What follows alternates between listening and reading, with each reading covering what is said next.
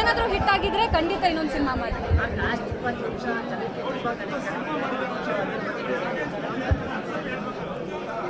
ಎಲ್ಲರೂ actually last 20 ಮಿನಿಟ್ಸೇ last second half ಜನರಿಗೆ ತುಂಬ ಇಷ್ಟ ಆಗ್ತಿದೆ. ಅಂದರೆ ಎದೆ ಭಾರ ಆಗುತ್ತೆ ಅಂತಿದ್ದಾರೆ.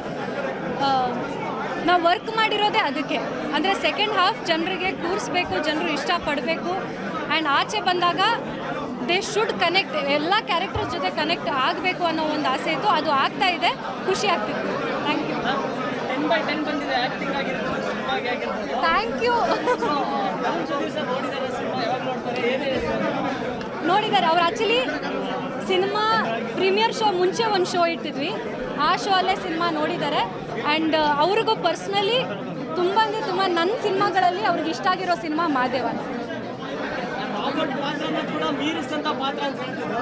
ಸೊ ಈ ಪಾತ್ರನ ಮೀರಿಸುವಂತ ಪಾತ್ರ ಮತ್ತೆ ಸರ್ ಬರೀತಾರ ಅಂತ ಅವ್ರು ನೆಕ್ಸ್ಟ್ ಟೈಮ್ ಸಿಕ್ಕಿದಾಗ ಅವ್ರಿಗೆ ಕೇಳಿ. Thank you.